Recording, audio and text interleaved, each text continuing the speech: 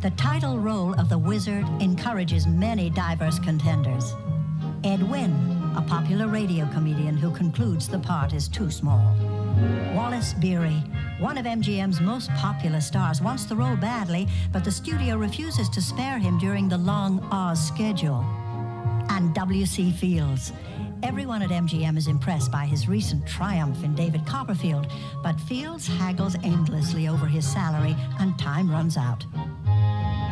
One of MGM's most durable character actors, 48-year-old Frank Morgan, finally wins the role, or rather 5 of them.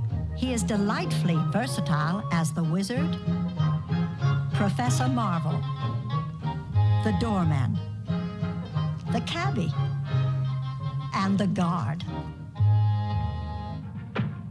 This is the last straw. Everyone's favorite choice to play the Cowardly Lion is Burt Lahr, Broadway's leading clown, known for his explosive comedy style. $3,000? Huh. We're rich, we're rich, we're rich! Happy times, boy, happy times, boy. You brought us luck, you brought us luck.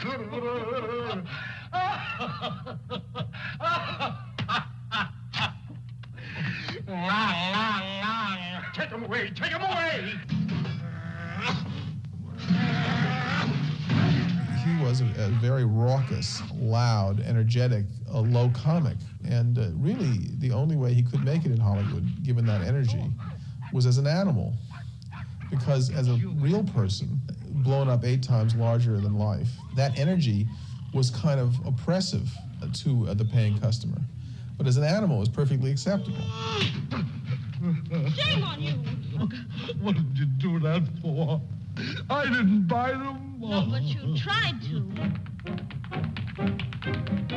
He had been a bank clerk, a vacuum cleaner salesman, and an accountant. Not the usual background for an acclaimed Broadway star.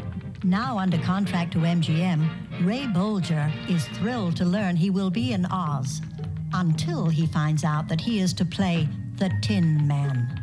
I was angry. I was really upset. I loved the thought of being the Scarecrow, and I could not imagine anybody else playing the part. And I could do all the kinds of steps that I wanted to do, and there was something else.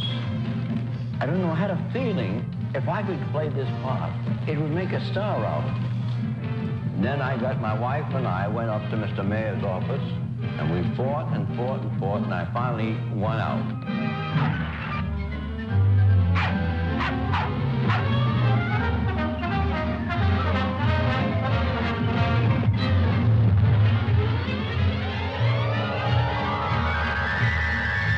This extraordinary dance routine, directed by the inventive Busby Berkeley, makes brilliant use of Ray Bolger's unique style. Unfortunately, at the last moment, fearing the picture is running too long, the studio decides to cut the number.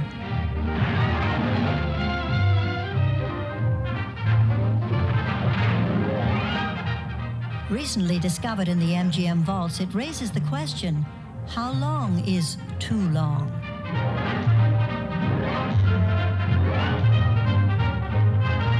Gosh, it would be awful pleasing to reason out the reason for things I can't explain. Then perhaps I'll deserve you and be even worthy of you if I only had a brain.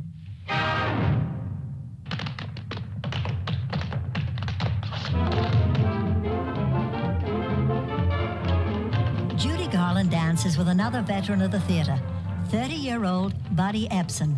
He has been under contract to MGM for 4 years and doesn't mind at all when he is switched from the Scarecrow to the Tin Man.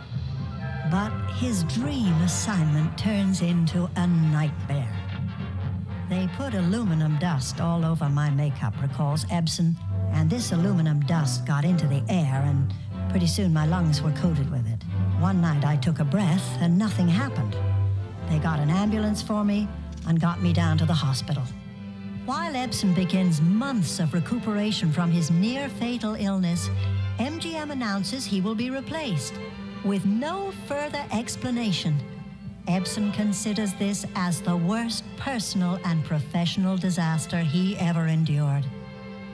Ebsen's replacement is Broadway and movie star Jack Haley. On loan from 20th Century Fox, he knows nothing of Ebsen's calamity, but Haley's makeup has been quietly changed from aluminum powder to aluminum paste. When Haley reports to MGM, he encounters a concerned director, Victor Fleming. The first day shooting, we had a little talk. He said, Jack, have you thought about how you're going to approach this? I said, sure. He said, how? I said, well, I have a son, 4 or 5 years old. And when I go home at night, he insists that I come up and tell him a story. My thinking is to have that same approach in the character. He said, well, give me an example. Well, a long time ago, I was standing here and it started to rain. That's it. That's it. And it was the right way to do it. But he knew it right away when he did it. He knew that was what he wanted. Camera's ready. Sound is ready. Places, everybody. Quiet, please. All right, Bill, turn him over. Speed. Playback. 1, 2, 3. We come to see the wizard, the wonderful Wizard of Oz. Here he is, a wizard, never a wizard was. After weeks of uncertainty, cameras start to turn. But the troubles of Oz have only just begun. The wonderful things he does. The man who invented Oz, with all its colorful characters, has a life story almost as improbable as his creations. In 1856, Lyman Frank Baum is born to a wealthy family in upstate New York. But once on his own, success seems to elude him. He fails as a store manager, reporter, and traveling salesman. In 1898, his mother-in-law inspires him to write a children's story based on the fantastic tales he constantly invents to entertain his 4 sons and their friends. But first, Baum needs a title. One day he was sitting at his desk and looking at his filing cabinet, and the first drawer was A to N, and the second drawer was O to Z, which would be Oz. But that would be an excellent title for the imaginary land. Oz becomes a publishing sensation with the first 14 volumes written by Baum. The successful author moves to Hollywood, where he writes, produces, and directs several Oz silent films, but typically his company loses money. Baum remains in Hollywood, turning out a new Oz book every year. His favorite pastime is puttering in his garden under the warm California sun. When L. Frank Baum dies in 1919 at the age of 62, a critic writes, "The children of the world have lost their dearest friend." This is a first edition of L. Frank Baum's original Oz adventure. It's over 90 years old now, but the story's as fresh, lively, and imaginative as the day it was written. By 1938, over 10 million Oz books had been sold, captivating 4 generations of children. At MGM, the question was how to bring this classic to the screen without destroying its magical qualities. Well, it finally required the combined efforts of 14 writers and 5 directors to capture Baum's vision on film. The screenplay is credited to 3 writers, Florence Ryerson, Edgar Allan Wolfe, and a young man who deserves most of the praise. 26-year-old Noel Langley contributes key elements to the script. He changes Dorothy's shoes from silver to ruby.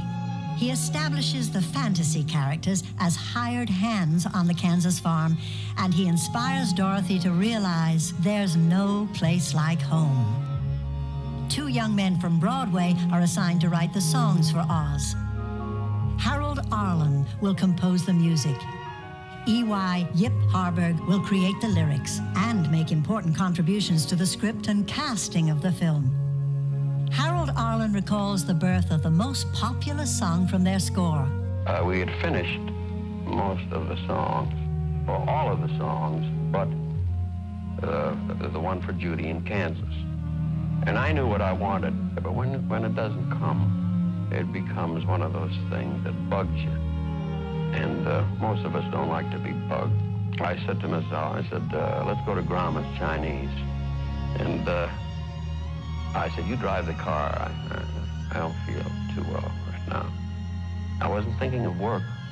And as we drove by Schwab's drugstore, I said, pull over. And we stopped. And I took out my little piece of manuscript and put down what you know now is Over the Rainbow. Of course, it needed Mr. Harburg's lyric. An arid, colorless place. Almost no flowers there because it's so dry. The only thing in her life that was colorful at that point was, I thought, the rainbow. It was the only thing of color that she had ever seen. So I said, I must have a song with rainbow in it.